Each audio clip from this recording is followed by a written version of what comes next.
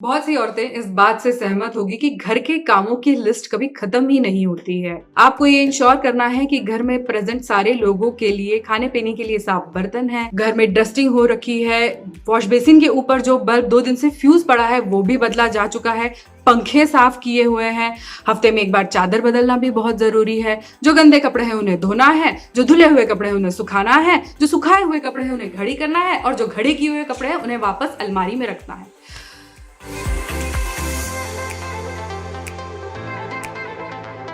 हर औरत की लाइफ में एक दिन ऐसा जरूर आता है जब वो ये सोचती है कि जो मैं इतना काम सबके लिए करती हूँ, क्या उसकी किसी को कदर भी है। अक्सर औरतों को ये कहा जाता है कि भाई अपने घर के लिए काम करने में तुम्हें किस तरह के पैसे चाहिए, उससे तुम्हें क्यों अप्रिसिएशन चाहिए। लेकिन अगर घर में सब लोग रहते हैं, अगर घर सबका है, तो घर को संवारने की, साफ सुथरा रखने की, घर को फंक्शनल रखने की जिम्मेदारी सिर्फ औरतों की क्यों है।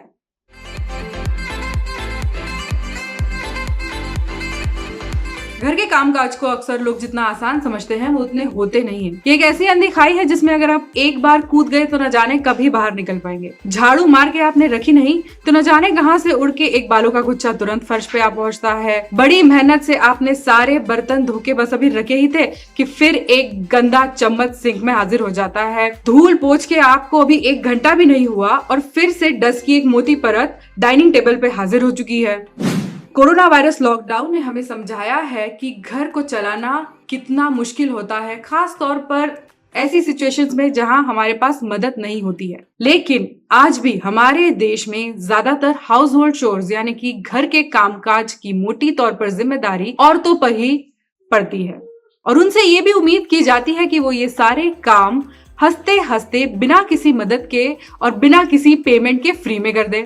भाई क्यों? एक डेटा के अनुसार भारत देश में महिलाएं 352 मिनट रोज खर्च करती हैं अपने दिनचर्या में से घर के कामकाजों को निपटाने के लिए। भारतीय मर्दों के लिए ये आंकड़ा 52 मिनट का है।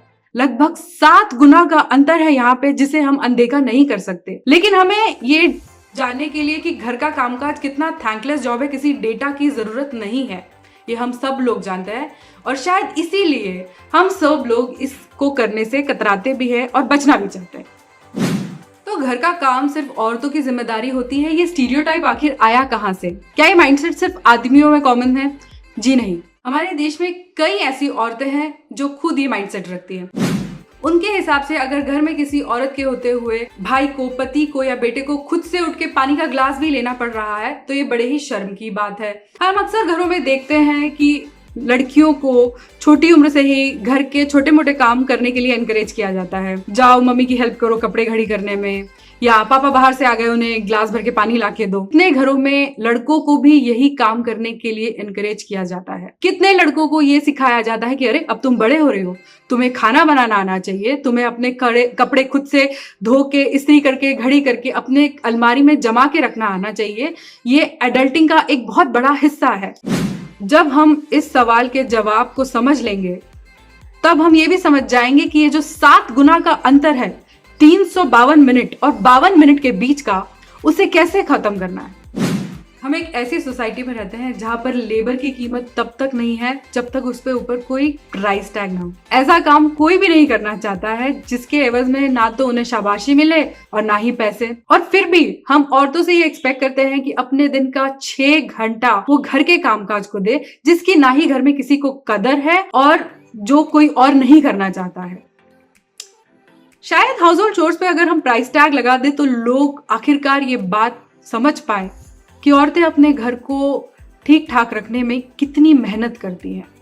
घर का कामकाज सिर्फ औरतों की जिम्मेदारी है, ये सोच अब बदलने की सख्त जरूरत है। झाड़ू उठाइए और लगाइए, बर्तन मांजने में मदद कीजिए, वॉशिंग मशीन में से कपड़े निकाल के ऊपर सुखा के आइए। क्योंकि अगर किसी दिन औरतों ने सच में ये सोच लिया कि अब उन्हें घर के कामकाज के पैसे मिलने चाहिए तो सबको बहुत महंगा पड़ने वाला है। Subscribe to our YouTube channel and hit the bell icon so that you don't miss any videos by us.